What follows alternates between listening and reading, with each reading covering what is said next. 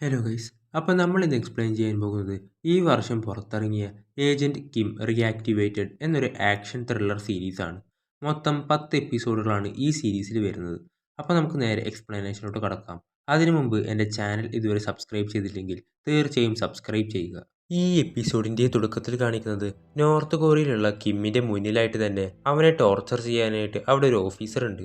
അപ്പോൾ ഇവന്മാർ കിമ്മിനെ ചെയ്യാത്ത ഒരു കാര്യമില്ല. കറണ്ട് ഷോക്ക് കൊടുക്കുന്നുണ്ട്, അതുപോലെ തന്നെ തീ വെച്ചിട്ട് ദേഹം പൊള്ളിക്കുന്നുണ്ട്, ചൂടുവെള്ളം മുഖത്തൊഴിക്കുന്നു. ഇങ്ങനെ പല കാര്യങ്ങളും അവന് ചെയ്യുന്നുണ്ട്. നീ നോർത്ത് കൊറിയയിലേക്ക് സൗത്ത് കൊറിയ പറഞ്ഞിട്ട് ഒരുപാട് കാര്യങ്ങൾ ചെയ്തിട്ടുണ്ട്, നോർത്ത് കൊറിയയിൽ വന്ന് അറ്റാക്ക് ചെയ്തിട്ടുണ്ട്. ഇതിനെല്ലാം കാരണക്കാർ ആരാണ്? നിന്റെ പിറകിലെ നിന്നെക്കൊണ്ട് ഇതെല്ലാം ചെയ്യിക്കുന്നത് ആരാണ്? ആ ഒരൊറ്റ വിവരം മാത്രം നീ പറഞ്ഞാൽ മതി, നിന്നെ ഞാൻ ജീവനോടെ വെറുതെ വിടാം.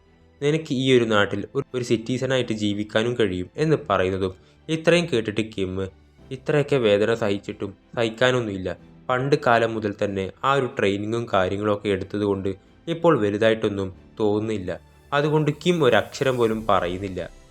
അപ്പോഴും ആ ഒരു സോൾജർ അടുത്ത ദിവസം വന്നിട്ട് നീ ഇപ്പോൾ ഇത് പറഞ്ഞില്ല എന്നുണ്ടെങ്കിൽ നിനക്ക് മാത്രമല്ല നിന്റെ മകൾക്കും അത് ഭയങ്കര അപകടമായിരിക്കും.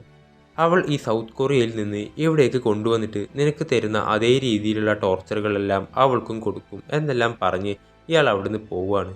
അപ്പോൾ ഈ ഒരു കാര്യം കേൾക്കുന്നത് കിമ്മിന് എന്തായാലും ഇനി സഹിച്ചു നിൽക്കാൻ പറ്റില്ല. നിന്റെ മകൾക്ക് വേണ്ടിയിട്ട് എന്തെങ്കിലും ചെയ്തേ പറ്റൂ. ശേഷം അടുത്ത ദിവസം അയാൾ വീണ്ടും വന്ന് ഇത്രയൊക്കെ ചെയ്തിട്ട് നീ വാ തുറന്നില്ല അല്ലേ എന്ന് പറഞ്ഞ് കറണ്ട് ഷോക്ക് കൊടുക്കാനായിട്ട് നിൽക്കുമ്പോൾ അത് കൊടുക്കാനായിട്ട് അടുത്തേക്ക് വരുമ്പോഴേക്കും കിം അത് പിടിച്ച് തൻ്റെ ദേഹത്തേക്ക് വെച്ചു കൊടുക്കും. അപ്പോൾ കിമ്മിനെ ടോർച്ചർ ചെയ്യുന്ന ആ ഒരു സോൾജിയറിനും കറണ്ട് ഷോക്ക് അടിക്കുന്നു.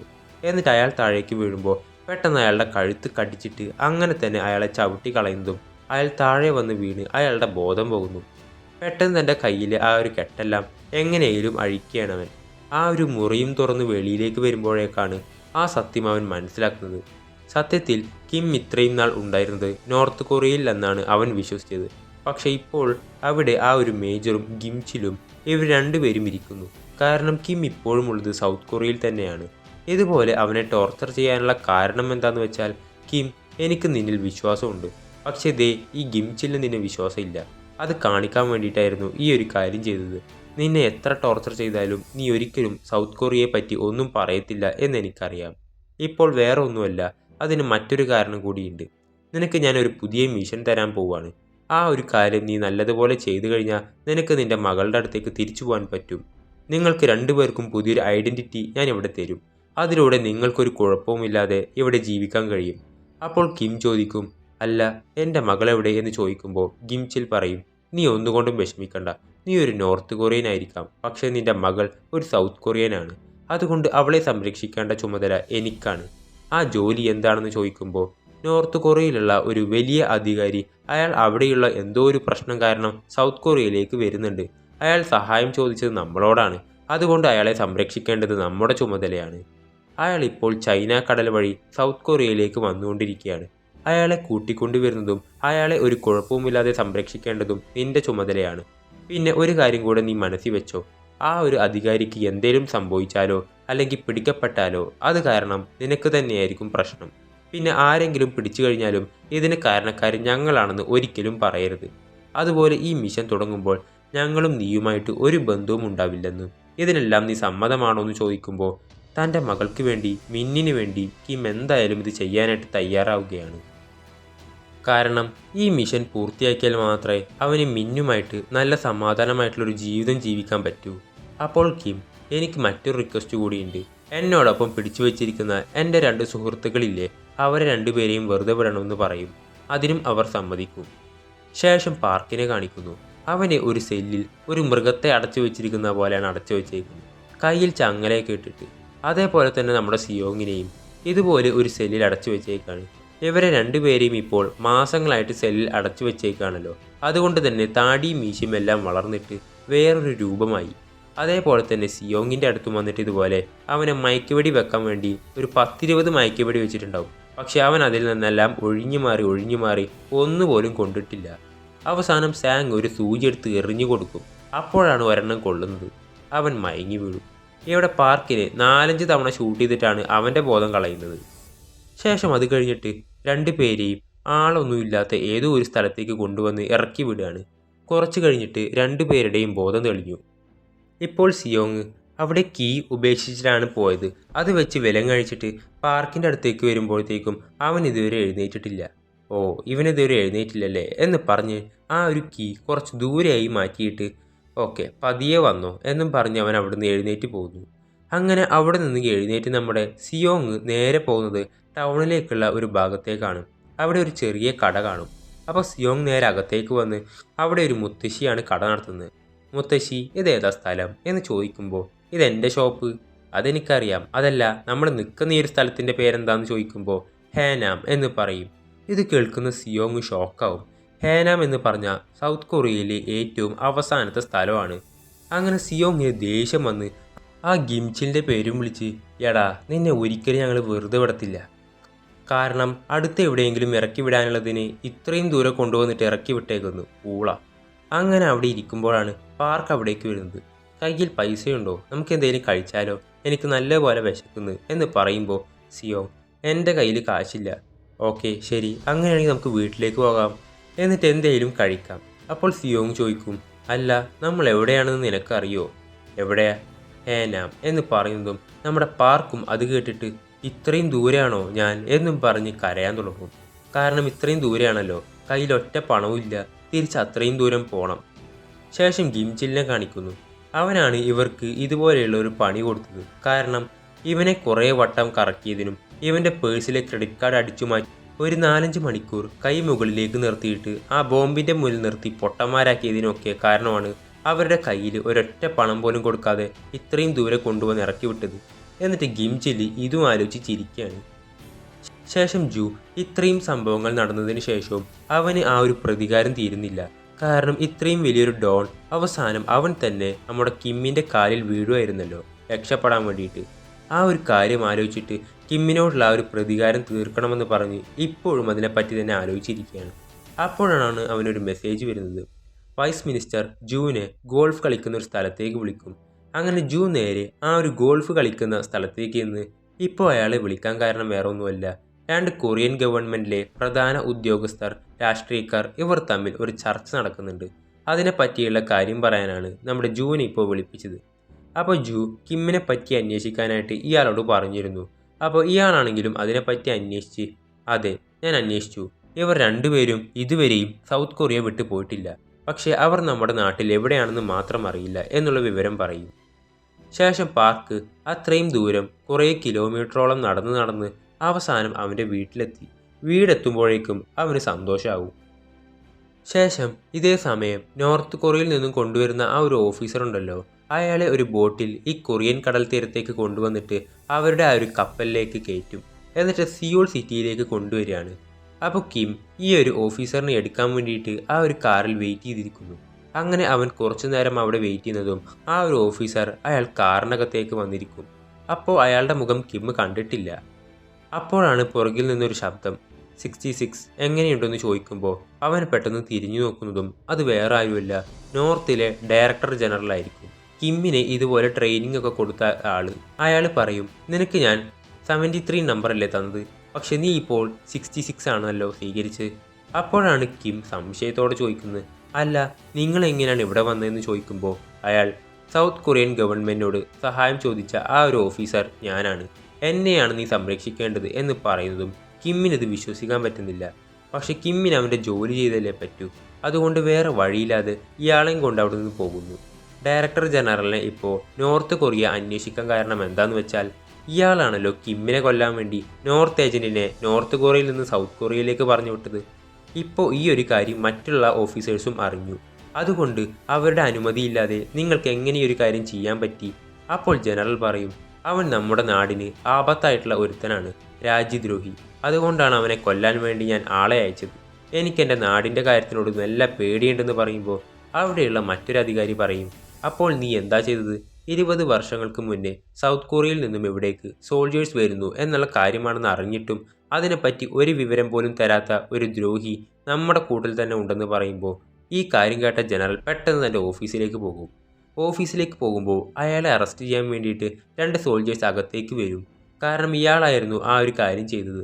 അതുകൊണ്ട് അവനെ അറസ്റ്റ് ചെയ്യാനായിട്ട് വരുന്നതും ഇയാൾ അവിടെയുള്ള ആ ഒരു സോൾജേഴ്സിനെ കൊല്ലാനായിട്ട് ശ്രമിക്കും. അവരെ ഷൂട്ട് ചെയ്ത് കൊന്നിട്ട് അവിടെ നിന്ന് രക്ഷപ്പെട്ടിട്ടാണ് ജനറൽ സൗത്ത് കൊറിയയിലേക്ക് സഹായം ചോദിച്ചു വന്നത്. ശേഷം അയാളെ ഇപ്പോൾ അവിടെ നിന്നും ആളൊന്നുമില്ലാത്ത അതും വലിയൊരു കാടിൻ്റെ നടുവിലുള്ള ഒരു വീടുണ്ട്, അതിനുള്ളിലേക്ക് കൊണ്ടുപോവാണ്. അവിടെ സഹായത്തിന് വേണ്ടിയിട്ട് നമ്മുടെ സാങ്ങും ചോയും ഉണ്ട്. ഇപ്പോൾ ഈ രണ്ട് രാജ്യങ്ങൾ തമ്മിലുള്ള ആ ഒരു അധികാരികളുടെ ആ ഒരു മീറ്റിംഗ് കഴിയുന്നത് വരെ ജനറലിനെ സംരക്ഷിക്കേണ്ട ചുമതല കിമ്മിനാണ്. എന്നിട്ട് കിം സാങ്ങിനോട് എൻ്റെ മകൾക്ക് എങ്ങനെയുണ്ടെന്ന് ചോദിക്കുമ്പോൾ അവൾക്ക് കുഴപ്പമൊന്നുമില്ല, അവൾ നല്ലതുപോലെ സ്കൂളിൽ പോകുന്നുണ്ട്, പഠിക്കുന്നുണ്ട്. ഗിംചിലാണ് അവളെ സംരക്ഷിക്കുന്നതും അവൾക്കുള്ള ഓരോ കാര്യങ്ങൾ ചെയ്തു കൊടുക്കുന്നതും. ഇതേ സമയം നമ്മുടെ മിന്നിനെ കാണിക്കുമ്പോഴേക്കും മിന്നിനെ ഗിംചിലും അവൻ്റെ കൂടെയുള്ള കുറച്ച് ആളുകളും ഒരു വണ്ടിയിൽ കൊണ്ടുപോവാണ്. അപ്പം മിൻ ചോദിക്കുന്നുണ്ട്, അല്ല ഇത്ര പെട്ടെന്ന് എവിടേക്കാണ് എന്നെ കൊണ്ടുപോകുന്നത് എന്ന് ചോദിക്കുമ്പോൾ അവർ പറയും, നിന്നെ സുരക്ഷിതമായിട്ടുള്ള ഒരു സ്ഥലത്തേക്ക് മാറ്റാൻ പോവാണ്. അല്ല എന്തിനാ ഇപ്പോൾ മാറ്റുന്നത്, എവിടെ എൻ്റെ അച്ഛൻ എന്ന് ചോദിക്കുമ്പോൾ അപ്പോൾ ഇവരൊന്നും മിണ്ടുന്നില്ല. എൻ്റെ അച്ഛൻ ജീവനോടെ ഉണ്ടോ അതെങ്കിലും ഒന്ന് പറയാൻ പറയുമ്പോൾ അടുത്തിരിക്കുന്ന ആ ലേഡി പറയും, അതെ നിൻ്റെ അച്ഛന് ഒരു കുഴപ്പമില്ല, ജീവനോടെ ഉണ്ട്, പക്ഷേ ഇപ്പോൾ എവിടെയാണെന്ന് മാത്രം ഞങ്ങളെ കൊണ്ട് പറയാൻ പറ്റില്ല, നീ കുറച്ച് നാൾ കൂടെ ഒന്ന് വെയിറ്റ് ചെയ്യണം എന്ന് പറയുമ്പോൾ ഗിംച്ചിൽ തിരിഞ്ഞു നോക്കിയിട്ട് മിന്നിനോട് പറയും, അതെ നീ കുറച്ച് നാൾ കൂടി ഒന്ന് വെയിറ്റ് ചെയ്യണം, നിൻ്റെ അച്ഛൻ നിൻ്റെ അടുത്തേക്ക് തന്നെ വരും, പക്ഷെ അതിന് വേണ്ടിയിട്ട് നിൻ്റെ അച്ഛൻ കൂടി ഒന്ന് ശ്രമിക്കണം, കാരണം നിൻ്റെ അച്ഛൻ്റെ കയ്യിലാണ് എല്ലാം ഇരിക്കുന്നത് എന്ന് പറയും. ശേഷം കിം ജനറലിനെ സംരക്ഷിക്കാൻ വേണ്ടിയിട്ടുള്ള പല കാര്യങ്ങളും ചെയ്യുന്നുണ്ട്. ആ ഒരു വീടിൻ്റെ ചുറ്റും ക്യാമറയും കാര്യങ്ങളൊക്കെ സെറ്റ് ചെയ്യുന്നുണ്ട്. അതുപോലെ തന്നെ കാടിനകത്തേക്ക് ആരെങ്കിലും വന്നു കഴിഞ്ഞാലും ഇയാളെ കാണാതിരിക്കാൻ വേണ്ടി ഒരു കർട്ടനും കാര്യങ്ങളും എല്ലാം മൂടുന്നു. കൂടാതെ ഇവിടെ ആരെങ്കിലും വന്ന് എന്തെങ്കിലും സംഭവിച്ചു കഴിഞ്ഞാൽ രക്ഷപ്പെട്ടു പോകാനായിട്ടുള്ള വഴിയും കാര്യങ്ങളുമെല്ലാം കിം തന്നെ നോക്കി വെക്കുന്നുണ്ട്. ശേഷം ജനറൽ ബാത്റൂമിൽ നിന്ന് കുളിക്കുകയാണ്. അപ്പോഴാണ് അയാളുടെ ദേഹത്ത് ഒരു മുറിവുള്ളതുപോലെ കാണുന്നത്. അപ്പോൾ ഈ ഒരു മുറിവ് എങ്ങനെയാണ് വന്നതെന്ന് വെച്ചാൽ ഇയാൾ ആ ഒരു കൊറിയയിൽ നിന്ന് രക്ഷപ്പെട്ടു വരുമ്പോഴത്തേക്കും ബോട്ടിൽ വെച്ചിട്ടാണ് അയാൾ തന്നെ ഈ ഒരു മുറിവുണ്ടാക്കിയത്. ആ മുറിവിലാണെങ്കിലും ഒരു മെമ്മറി കാർഡ് ഒളിപ്പിച്ചു വെച്ചിട്ടുണ്ട്, അത് സ്റ്റിച്ച് ചെയ്ത് വെച്ചേക്കാണ്. ഇപ്പോൾ ആ ഒരു മെമ്മറി കാർഡിൽ എന്താണ് ഇയാൾ സൗത്ത് കൊറിയയിലേക്ക് വന്നിട്ട് എന്ത് കാര്യമാണ് ചെയ്യാൻ പോകുന്നത് ഒന്നും അറിയില്ല. ഇപ്പോൾ കുളിയെല്ലാം കഴിഞ്ഞിട്ട് ജനറൽ താഴേക്ക് ഇറങ്ങി വരുമ്പോൾ കിം അവിടേക്ക് വരുന്നുണ്ട്. അപ്പോൾ കിമ്മിനോട്, ഹേയ് കിം, ഞാനിപ്പോൾ നല്ലതുപോലെ കുളിച്ച് നല്ലൊരു ഉറക്കം ഉറങ്ങാൻ പോവാണ്, എന്നെ പാതി വഴിയിൽ എഴുന്നേൽപ്പിക്കരുത് എന്ന് പറഞ്ഞ് അയാളുടെ റൂമിലേക്ക് പോകുമ്പോൾ കിം ആലോചിക്കുന്നുണ്ട്, ഇയാൾ എന്തിനാണ് സൗത്ത് കൊറിയയിലേക്ക് വന്നത്, അതുമല്ല കുറേ വർഷങ്ങൾക്ക് മുന്നേ ഇവരുടെ നാടിനെതിരെ ദ്രോഹം ചെയ്തിട്ട് ഇവരെ തന്നെ സൗത്ത് കൊറിയയ്ക്ക് പിടിച്ചു കൊടുക്കാൻ കാരണക്കാരനും ഇയാളായിരുന്നു. ഇയാളെ എന്തിനാണ് ആ ഒരു മേജർ സംരക്ഷിക്കുന്നത്, ഇനി ഇവരെ തമ്മിൽ എന്തെങ്കിലും കണക്ഷൻ ഉണ്ടോ, ഒന്നും അവന് മനസ്സിലാവുന്നുണ്ടാവില്ല. ശേഷം ജു അവനിപ്പോൾ ഡിഫൻസ് മിനിസ്റ്ററുമായി കണ്ട് സംസാരിക്കുകയാണ്. എന്താണെന്ന് വെച്ചാൽ ഇയാളോടും കിമ്മിനെ പറ്റി അന്വേഷിക്കാനായിട്ട് പറഞ്ഞിരുന്നു. അപ്പോൾ ആ ഡിഫൻസ് മിനിസ്റ്റർ ജുവിനോട് പറയും, അതെ അവനെപ്പറ്റി ഞാൻ അന്വേഷിച്ചു, അവൻ ഒരു ഏജൻറ്റാണ്, പക്ഷെ നമ്മുടെ നാട്ടിലെ സൗത്ത് കൊറിയയിലല്ല, നോർത്ത് കൊറിയൻ ഏജൻറ്റ്. അവനെ എല്ലാവരും വിളിക്കുന്നത് കോഡ് 66 എന്നാണ്. നോർത്ത് കൊറിയയിൽ നിന്നും എന്തോ ഒരു പ്രശ്നം കാരണമാണ് സൗത്ത് കൊറിയയിലേക്ക് വന്നത്. അത് കഴിഞ്ഞിട്ട് നമ്മുടെ നാടിനു വേണ്ടിയും അവൻ ഒരുപാട് കാര്യങ്ങൾ ചെയ്തിട്ടുണ്ട്. ഇപ്പോഴും അവൻ ഒരു മിഷനിലാണ്. നോർത്ത് കൊറിയയിലുള്ള ഏതോ ഒരു അധികാരിയെ സംരക്ഷിക്കാനുള്ള ചുമതല അവനാണ്. അപ്പോൾ ജു ചോദിക്കും, അത് ഏതാണ് ആ ഒരു അധികാരി, കിമ്മും അയാളും ഇപ്പോൾ എവിടെയാണ് എന്നൊക്കെ ചോദിക്കുമ്പോൾ ആ ഡിഫൻസ് മിനിസ്റ്റർ അത് പറയാനായിട്ട് തയ്യാറാകും. പക്ഷെ അതിനു മുന്നേ കുറച്ച് പണം ആവശ്യപ്പെടുന്നു. അപ്പോൾ ജു ആ പണം കൊടുക്കാൻ തയ്യാറായിട്ട് ആ വിവരങ്ങളും വാങ്ങുന്നുണ്ട്. ശേഷം സിയോങ്ങിന് ഒരു കോൾ വരും. സിയോങ്ങിൻ്റെ മകൻ വേറെ ഏതോ ഒരു പയ്യനായിട്ട് അടിയുണ്ടാക്കിയിട്ട് ഇപ്പോൾ പോലീസ് സ്റ്റേഷനിൽ നിൽക്കുകയാണ്. ഇത് കാരണം പെട്ടെന്ന് പോലീസ് സ്റ്റേഷനിലേക്ക് വരാൻ പറയും. അപ്പോൾ സിയോങ് ഈ ഒരു കാര്യം പറഞ്ഞ് പെട്ടെന്ന് സ്റ്റേഷനിലേക്ക് പോകുന്നതും ഇവിടെ നമ്മുടെ പാർക്ക്, ഇനിയിപ്പോൾ എൻ്റെ മോൾ എന്തായിരിക്കും ചെയ്തിരിക്കുന്നത്, എൻ്റെ മോൾക്കൊരു കുഴപ്പമില്ല, അവൾ ഓക്കെ ആയിരിക്കും, എന്നാലും ഒന്ന് വിളിച്ചു നോക്കാം എന്ന് പറഞ്ഞ് വിളിച്ചു നോക്കുമ്പോൾ അവൾ കോൾ എടുക്കുന്നില്ല. ഓക്കെ ഒരു കുഴപ്പവും ഉണ്ടാവില്ല എന്ന് പറഞ്ഞ് പാർക്കും അടങ്ങിയിരിക്കുന്നു. ശേഷം സിയോങ് നേരെ സ്റ്റേഷനിലേക്ക് ചെന്നിട്ട് ആ ഒരു പോലീസുകാരനോടും എല്ലാം ക്ഷമ പറഞ്ഞ് അവൻ്റെ മകനെ വെളിയിലേക്ക് കൊണ്ടുവരുന്നു. എന്നിട്ട് അവനോട് പറയുന്നുണ്ട്, നീ അടിച്ച ആ ഒരു പയ്യൻ അവനിപ്പോൾ ഹോസ്പിറ്റലിൽ കിടക്കുകയാണ്, നീ ചെയ്തത് എന്തുമാത്രം വലിയ തെറ്റാണെന്നറിയോ, ആ ഒരു തെറ്റ് എന്താണെന്ന് നീ മനസ്സിലാക്കണം എന്ന് പറഞ്ഞിട്ട് നേരെ ആ ടൈക്കോണ്ടോ ക്ലാസ്സിലേക്ക് അവനെയും കൊണ്ടുപോകുന്നു. എന്നിട്ട് പറയും, വിലയുള്ള ഒരാളെ അടിച്ചെന്ന് പറഞ്ഞിട്ട് വലിയ ആളാവത്തില്ല, ആ ഒരു വേദന എന്താണെന്ന് നീയും അറിയണം എന്ന് പറഞ്ഞ് സിയോങ് അവനൊരു സേഫ്റ്റി ഡ്രസ്സ് എല്ലാം ഇട്ടുകൊടുത്തിട്ട് സിയോങ് തന്നെ തൻ്റെ മകനെ അടിക്കുകയാണ്. അങ്ങനെ ഓരോ അടി അടിക്കുമ്പോഴും അവന് നല്ല വേദനയുണ്ട്. ഇപ്പോൾ മനസ്സിലായോ ആ ഒരു വേദന, ഇതേ കാര്യമായിരിക്കും മറ്റുള്ളവർ അനുഭവിക്കുന്നത്, അത് നീയും മനസ്സിലാക്കണം.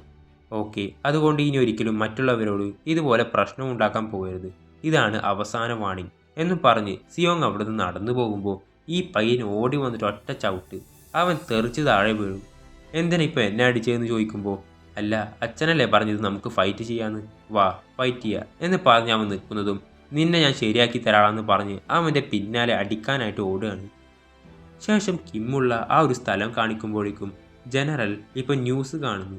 അതെന്താണെന്ന് അവൻ നോക്കുമ്പോൾ സമാധാന ചർച്ചയ്ക്ക് വേണ്ടിയിട്ട് നോർത്ത് കൊറിയയിൽ നിന്നുമുള്ള രാഷ്ട്രീയക്കാരും ഓഫീസർമാരും ഒരു 12 കാറിലായി ആ ഒരു ബോർഡറും കഴിഞ്ഞിട്ട് സൗത്ത് കൊറിയയിലേക്ക് വരികയാണ്. ഈ ഒരു കാര്യം കിം കാണും. അപ്പോൾ കിം മനസ്സിലാക്കുന്ന കാര്യം എന്താണെന്ന് വെച്ചാൽ സമാധാന ചർച്ചയ്ക്ക് വേണ്ടിയിട്ട് നോർത്ത് കൊറിയക്കാർ അത്ര പെട്ടെന്ന് എത്തുന്നതല്ല. അതുമല്ല ജനറൽ ഇവിടെ രക്ഷപ്പെട്ടു വന്നിട്ടുണ്ട്. ഇത് രണ്ടും കണക്ട് ചെയ്ത് നോക്കുമ്പോഴത്തേക്കും എന്തോ ഒരു കാര്യം ഇവിടെ സംഭവിക്കാൻ പോകുന്നുണ്ട് എന്നുള്ള കാര്യം അവന് മനസ്സിലാവും. ശേഷം ആ രണ്ട് നാട്ടിലെയും ഗവൺമെൻറ് ഉദ്യോഗസ്ഥർ നടത്തുന്ന ആ ഒരു ചർച്ച നടക്കുന്ന സ്ഥലം കാണിക്കുന്നു. ഇപ്പോൾ അവിടെ രണ്ട് നാട്ടിലെയും മന്ത്രിമാരും അതുപോലെ തന്നെ ബിസിനസ്സുകാരും എല്ലാവരും ഉണ്ട്. അപ്പോൾ എല്ലാവരും ഇരുന്ന് സംസാരിച്ച് ആഹാരമെല്ലാം കഴിച്ചിട്ട് ഇവിടെ നോർത്ത് കൊറിയയിലെ ആ ഒരു അധികാരി അയാളുടെ അടുത്തേക്ക് അയാളുടെ അസിസ്റ്റൻ്റ് വന്നിട്ട്, സാർ നോർത്തിലെ ജനറലിനെ പറ്റിയുള്ള വിവരം കിട്ടിയിട്ടുണ്ട് എന്ന് പറഞ്ഞ് ഇവർ രണ്ടുപേരും നടന്ന് പുറത്തേക്ക് വരുമ്പോൾ പെട്ടെന്ന് അവരുടെ അടുത്തേക്ക് ജൂ വന്ന് ഇവരോട് സംസാരിക്കും. ആദ്യം ജൂവിനെ കാണുമ്പോൾ ഇവർക്ക് രണ്ടുപേർക്കും സംസാരിക്കാൻ തോന്നുന്നില്ല, താല്പര്യമില്ലെന്ന് പറഞ്ഞ് പോകാനായിട്ട് വരുമ്പോഴാണ് ജൂ ഡയറക്ടർ ജനറലിനെ പറ്റി സംസാരിക്കാനാണെന്ന് പറയുന്നതും ആ ഒരു അധികാരി പെട്ടെന്ന് അത് കേട്ടിട്ട് തിരിഞ്ഞു നോക്കി നമ്മുടെ ജൂവിനെ അടുത്തേക്ക് വന്നിട്ട്, എന്താ നീ പറഞ്ഞ് എന്ന് ചോദിക്കുമ്പോൾ, അതെ ഞങ്ങൾ തമ്മിൽ പഴയൊരു പ്രതികാരമുണ്ട്, അതുപോലെ അയാളെ ഇപ്പോൾ സംരക്ഷിക്കുന്നത് കോഡ് നമ്പർ 66 ആണ് എന്ന് പറയുമ്പോൾ ആ ഒരു അധികാരി, ഓക്കെ ഇത് മീറ്റിംഗ് നടക്കുന്ന സ്ഥലമാണ്, നീ എൻ്റെ ഓഫീസിലേക്ക് വാ എന്ന് പറഞ്ഞ് ഇപ്പോൾ ജൂ നേരെ ആ ഒരു അധികാരിയെ കാണാനായിട്ട് പോവുകയാണ്. എന്നിട്ട് ജൂ ജനറലും കിമ്മും എവിടെയെന്ന് പറഞ്ഞു കൊടുക്കും. ഉടൻ തന്നെ നോർത്ത് കൊറിയൻ ഏജന്റുമാർ എല്ലാവരും നമ്മുടെ കിമ്മുള്ള ആ ഒരു സ്ഥലത്തേക്ക് പോവുകയാണ്. ഇവിടെ സാങ്ങും ചോയും ആരെങ്കിലും വരുന്നുണ്ടോ ഇല്ലയോ എന്നെല്ലാം ആ ഒരു CCTVയിൽ എപ്പോഴും പരിശോധിച്ചിരിക്കുന്നുണ്ട്. അപ്പോൾ തന്നെ അവിടെയുള്ള ക്യാമറ എല്ലാം കട്ടാകുന്നു. അതേപോലെ തന്നെ ഇവരുടെ ഫോണിലെ സിഗ്നൽ എല്ലാം കട്ടാവുന്നുണ്ട്. അതിലൂടെ തന്നെ ഇവർക്ക് മനസ്സിലായി എവിടെയൊക്കെ ആരോ വരുന്നുണ്ടെന്ന്. ഇപ്പോൾ ഇത് മനസ്സിലാക്കിയ കിം പെട്ടെന്ന് ജനറലിൻ്റെ റൂമിലോട്ട് വന്നിട്ട് അയാളെ എഴുന്നേൽപ്പിച്ച് ഇപ്പോൾ അയാളെ പിടിച്ചിട്ട് നേരെ വീടിന് പുറകിലേക്ക് വന്ന ആ ഒരു കാടിനുള്ളിലൂടെ ഇവർ പുറകിലേക്ക് പോവാണ്. അങ്ങനെ പോകുമ്പോഴേക്കാണ് ഈ ഒരു നോർത്ത് കൊറിയൻ സോൾജേഴ്സ് ഇവരെ ഷൂട്ട് ചെയ്യുന്നത്. അപ്പോൾ അതിലുള്ള ഒരാൾ ഷൂട്ട് ചെയ്യരുത്, ഡയറക്ടർ ജനറലിനെ നമുക്ക് ജീവനോടെ വേണമെന്ന് പറയും. കാരണം അയാളുടെയുള്ള മെമ്മറി കാർഡിന് വേണ്ടിയിട്ട്. കിം ഒരു കാറിൽ അയാളെ കൊണ്ട് രക്ഷപ്പെട്ടു പോവുകയാണ്. അപ്പോൾ ഇവരെല്ലാവരും അത് കണ്ടിട്ട് ആ ഒരു കാറിനെ ഫോളോ ചെയ്തു പോകുന്നു. പക്ഷേ സത്യത്തിൽ ആ ഒരു കാറിൽ നമ്മുടെ സാങ്ങും ചോയും മാത്രമേ ഉണ്ടായിരുന്നുള്ളൂ. അവരാണ് അവിടെ നിന്ന് രക്ഷപ്പെട്ടു പോകുന്നത്. കിമ്മും ജനറലും അതേ വീട്ടിൽ തന്നെ ഉണ്ട്. അവിടെയുള്ള ഒരു കബോർഡിനുള്ളിൽ അയാളെ ഒളിപ്പിച്ചു വെച്ചിട്ടാണ് കിം പുറത്തേക്ക് വന്നത്. എന്നിട്ട് ജനറലിനെ ഇവിടെ നിർത്തിക്കഴിഞ്ഞാൽ ശരിയാവത്തില്ല എന്ന് പറഞ്ഞ് മറ്റൊരിടത്തേക്ക് കൊണ്ടുപോകാൻ വേണ്ടി നിൽക്കുകയാണ് കിം. ശേഷം സാങ്ങും ചോയും ആ നോർത്ത് കൊറിയൻ ഏജന്റുമാരുടെ അടുത്ത് നിന്ന് എങ്ങനെയൊക്കെയോ രക്ഷപ്പെട്ട് ഇപ്പോൾ അവർ മറ്റൊരു വഴിയിൽ കൂടെ പോവാണ്. എന്നിട്ട് കിമ്മിനെ വിളിച്ചിട്ട് പറയും, ഇതുപോലെ നമ്മൾ അന്വേഷിച്ചു വന്ന ആ ഒരു കാര്യം ഹെഡ് ക്വാർട്ടേഴ്സിൽ ഒന്ന് വിളിച്ചു പറയണം, എന്നിട്ട് നമുക്ക് മറ്റൊരിടത്ത് വെച്ച് കണ്ടുമുട്ടാം എന്ന് പറയുമ്പോൾ കിം, വേണ്ട, നമ്മൾ ഓരോ സ്ഥലത്തുമുള്ള കാര്യം വേറെ ആരോ അറിയുന്നുണ്ട്, അങ്ങനെയാണെങ്കിൽ നമ്മുടെ കൂട്ടിൽ തന്നെ ഒരു ചതിയനുണ്ട്, അതുകൊണ്ട് ഈ കാര്യം ഒരിക്കലും അവിടെ വിളിച്ചു പറയണ്ട, അതുകൊണ്ട് ഞാൻ പറയുന്നത് വരെ ഒരു വിവരവും മേജറിനോടോ അല്ലെങ്കിൽ ഗിംച്ചിലിനോടോ ആരോടും പറയണ്ട എന്ന് പറയും. ശേഷം ജൂ ഉള്ള സ്ഥലമാണ് കാണിക്കുന്നത്. ഇപ്പോൾ ഒരാൾ വന്നിട്ട്, സാർ ഡയറക്ടർ ജനറൽ രക്ഷപ്പെട്ടു പോയി, ഇനിയിപ്പോൾ അയാളെ പിടിക്കുക എന്നുള്ളത് വളരെ ബുദ്ധിമുട്ടുള്ള ഒരു കാര്യമാണ്. കാരണം ഇത് സൗത്ത് കൊറിയയാണ്, നമുക്കിവിടെ നമ്മുടെ പരിധി വിട്ടിട്ട് ഒന്നും ചെയ്യാൻ പറ്റില്ല, അതുകൊണ്ട് ഇനിയിപ്പോൾ അയാളെ പിടിക്കുന്ന കാര്യം കുറച്ച് പാടായിരിക്കും എന്ന് പറയും. ജൂ, സാർ എനിക്കൊരു ഐഡിയ അറിയാം, അത് വെച്ചിട്ട് നിങ്ങൾക്ക് കിമ്മിനെയും അതുപോലെ തന്നെ ജനറലിനെയും അറസ്റ്റ് ചെയ്യാൻ പറ്റുമെന്ന് പറയും. ശേഷം കിം നേരെ സിയോങ്ങിൻ്റെയും പാർക്കിൻ്റെയും അടുത്തേക്ക് ചെല്ലും. പിന്നാലെ തന്നെ ഡയറക്ടർ ജനറലും വരുന്നുണ്ട്. അപ്പോൾ ഇയാളെ കാണുമ്പോൾ ഇവർ രണ്ടുപേരും ഇയാളെന്തിനാ ഇവിടേക്ക് കൊണ്ടുവന്നതെന്ന് ചോദിക്കുമ്പോൾ ജനറൽ ഇവരോട് പറയും, എൻ്റെ നാട്ടിലേക്ക് വന്നിട്ട് എന്നെ കുറേ വട്ടം കറക്കിയതല്ലേ, ഇപ്പോൾ എന്നെ സംരക്ഷിക്കേണ്ട ചുമതല നിങ്ങൾക്ക് 3 പേർക്കുമാണ്, അതുകൊണ്ടാണ് ഞാൻ ഇവിടേക്ക് വന്നതെന്ന് പറയുമ്പോൾ പാർക്ക്, ഓ അപ്പോൾ ഇതിനാണല്ലേ മേജർ നിന്നെ ഏൽപ്പിച്ചത്, ഞങ്ങളെയും വിളിച്ചിരുന്നു, പക്ഷെ ഞങ്ങളിത് ചെയ്യാനായിട്ട് തയ്യാറല്ല എന്ന് പറഞ്ഞു. അല്ല നീ എന്തിനാ ഇത് സമ്മതിച്ചതെന്ന് ചോദിക്കുമ്പോൾ കിം പറയും, എനിക്ക് വേറെ വഴിയില്ലായിരുന്നു, എൻ്റെ മകൾക്ക് വേണ്ടിയിട്ടാണ് ഈ ഒരു കാര്യം ചെയ്തത് എന്നിവരോട് പറയുന്നുണ്ട്. ഇന്ന് രാത്രി വരെ ഞങ്ങൾ രണ്ടുപേരെയും സംരക്ഷിച്ചാൽ മതി, അത് കഴിഞ്ഞിട്ട് ഞാൻ ഇയാളെ വേറൊരിടത്തേക്ക് കൊണ്ടുപോകാമെന്ന് പറയും. അപ്പോൾ പെട്ടെന്ന് പുറത്ത് കുറേ വണ്ടികളൊക്കെ വരുന്ന ശബ്ദം കേട്ട് കിം നോക്കുമ്പോൾ അത് ഗിംചില്ലായിരിക്കും. ഇവർ എങ്ങനെ ഇവിടേക്ക് വന്നു എന്നുള്ള കാര്യം കിമ്മിന് അറിയില്ല. ഗിംചില്ലും അവൻ്റെ ടീമും അകത്തേക്ക് വന്നിട്ട് നിന്റെ മിഷൻ ഫെയിലായിട്ടുണ്ട്, അതുകൊണ്ട് നിങ്ങൾ രണ്ടുപേരും നോർത്ത് കൊറിയയിലേക്ക് തന്നെ പോകാനായിട്ട് തയ്യാറായിക്കോ എന്ന് പറയും. കിമ്മിൻ്റെ ചുമതല എന്താണ്? ഇയാൾ ഇവിടെ ഉണ്ടെന്നുള്ള കാര്യം വേറെ ആരും അറിയരുത്, ഇയാളെ സംരക്ഷിക്കണം. പക്ഷെ നോർത്ത് കൊറിയയിലുള്ള ആൾക്കാർ ഈ കാര്യം അറിഞ്ഞതുകൊണ്ട് ഇവരെ രണ്ടുപേരെ ഇപ്പോൾ ഇവിടെ നിർത്താനായിട്ട് പറ്റില്ല. നോർത്ത് കൊറിയയിലേക്ക് വിട്ടേ മതിയാവും. അപ്പോൾ കിം ഇവരെല്ലാവരെയും അറ്റാക്ക് ചെയ്യാൻ റെഡി ആകുമ്പോഴത്തേക്കും ഗിംചിൽ ദേ ആവേശപ്പെട്ട് ഒന്നും ചെയ്യാൻ നിൽക്കരുത്, അങ്ങനെ ചെയ്തു കഴിഞ്ഞാൽ അത് നിന്റെ മകൾക്ക് തന്നെയായിരിക്കും പ്രശ്നം എന്ന് പറഞ്ഞ് അവൾ നിൽക്കുന്ന ആ ഒരു റൂം കാണിച്ചു കൊടുക്കുമ്പോൾ കിമ്മിനിപ്പോൾ ഒന്നും ചെയ്യാൻ പറ്റാത്ത അവസ്ഥയിലായിരിക്കും. അങ്ങനെ അതും കാണിച്ചുകൊണ്ടാണ് ഈ എപ്പിസോഡ് അവസാനിക്കുന്നത്. അപ്പോൾ അടുത്ത എപ്പിസോഡുമായി ഉടൻ വരുന്നതാണ്. ആ എപ്പിസോഡുകളെല്ലാം മിസ്സാവാതിരിക്കാനായി ഈ ചാനൽ ഒന്ന് സബ്സ്ക്രൈബ് ചെയ്യുക.